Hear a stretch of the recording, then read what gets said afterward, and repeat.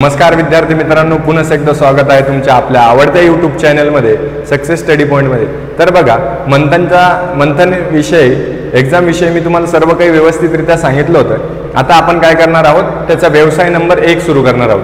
ह्या याच्या अगोदरचा जो पहिला चॅप्टर आहे त्याचा जर तुम्ही व्हिडिओ बघितला नसेल तर लवकरात लवकर चॅनलवर जाऊन व्हिडिओ नक्कीच बघा.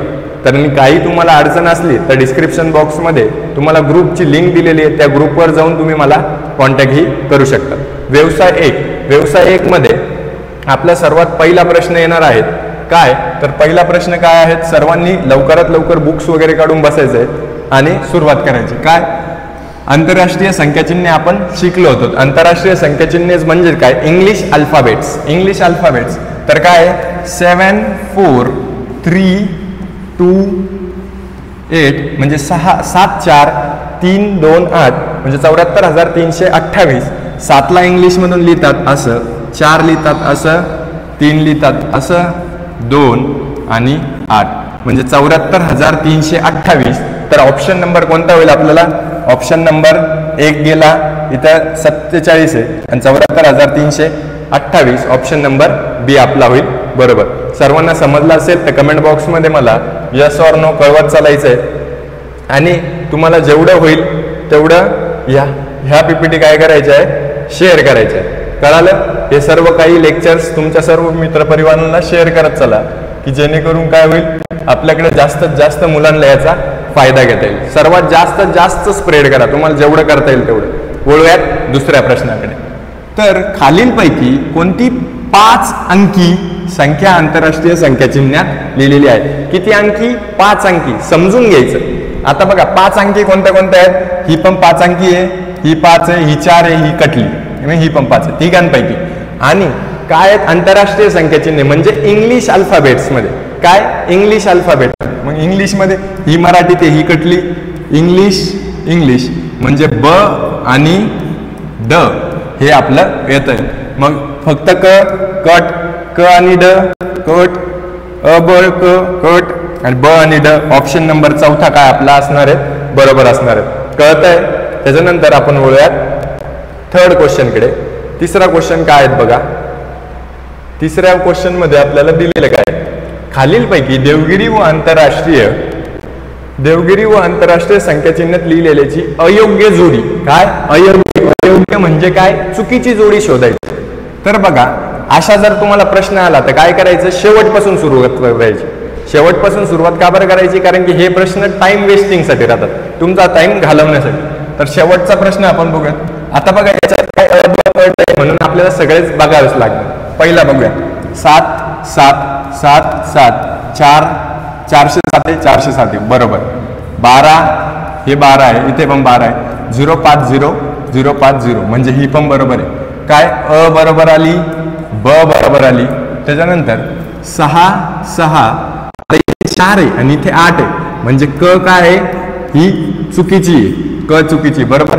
आता इथे 17 आहे आणि इथे 72 दिलंय म्हणजे ड पण काय चुकीची आहे. मग क आणि ड अयोग्य जोडी शोधायची आपल्याला. मग क आणि ड कुठे, क आणि ड पहिलाच ऑप्शन मध्ये आपल्याला काय दिलेलं आहे, क आणि ड. कळतंय तुम्हाला व्यवस्थित. ऑप्शनने असं इलिमिनेट करायचं, जास्त काही हार्ड नाही, एकदम सोप्या पद्धतीचे प्रश्न आहेत. चला आता चौथा प्रश्न, लवकरात लवकर चौथा प्रश्न सोडवायचा, स्टॉप करायचा, चौथा प्रश्न सोडवायचा, मग नंतर माझं सोल्युशन बघायचं. चला, खालीलपैकी संख्यांमधील एकूण किती संख्या आंतरराष्ट्रीय संख्याचिन्हात लिहिलेली आहे, म्हणजे या सगळ्या संख्यांमधून किती संख्या ह्या आंतरराष्ट्रीय म्हणजे इंटरनॅशनल नंबर्स मध्ये लिहिलेल्या आहेत इंग्लिशमध्ये. इंटरनॅशनल म्हणजे फक्त इंग्लिश असं लक्षात ठेवा.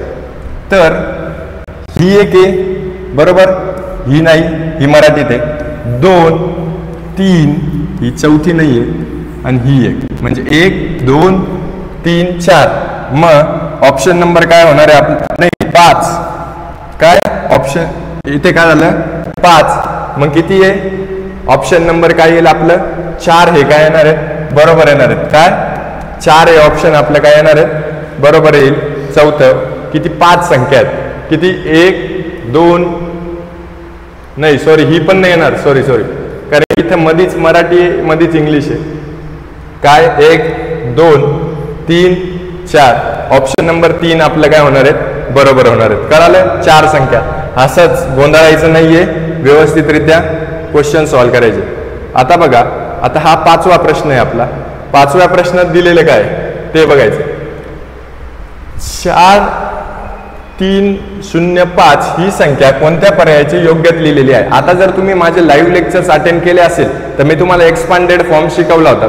एक्सपांडेड फॉर्म काय असतो की आता 4305 याला कसं लिहितात, 4 गुणिले 1000, 3 गुणिले 100, 0 गुणिले 0 काहीच नाही, 5 गुणिले 1.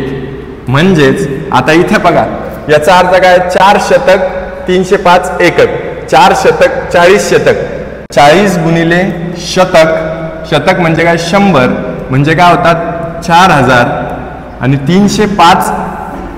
305 काय एकक, एकक म्हणजे 1 म्हणजे 305. मग काय 4305. मग हे काय होईल आपलं पहिला आन्सर काय होणार आहे, बरोबर आहे. शतक म्हणजे 100 ने गुणायचं आणि एकक म्हणजे 1 ने. इथे पण 100 ने. मग याला जर 430 ला 100 ने गुणलं तर काय होतं 43000 म्हणजे 43,000 होतात. हे चुकीचं आहे. 4 दशक म्हणजे 400 आणि 305, 400 प्लस 305 काय होणार आहे तिथे 400 प्लस 305, 4 आणि 3 4, 5, 6, 7, 705 रुपये होतात. हे पण चुकीचे येतात. तर व्यवस्थितरित्या आपलं उत्तर काय होणार आहे ए. तुम्हाला जर व्यवस्थित समजत असेल तर मला यस ऑर नो मध्ये कळवत चालायचं आहे. ही एक्सरसाइज तुमची इथे संपते. जर तुम्हाला अशाच नवीन व्हिडिओसाठी नवीन व्हिडिओ सर्वात अगोदर तुमच्यापर्यंत पोहोचण्यात मदत होईल तर काय करायचंय, सर्वात अगोदर बेल आयकॉनला प्रेस करायचंय, चॅनलला सबस्क्राईब करून घ्यायचंय आणि जास्तीत जास्त शेअर करण्याचा प्रयत्न करायचा आहे. व्हिडिओ आवडला असेल तर नक्की लाईक, शेअर, सबस्क्राईब करा आणि कमेंट बॉक्समध्ये व्हिडिओ आवडला असेल तर मला थम्सअप करून कळवा. थँक्यू.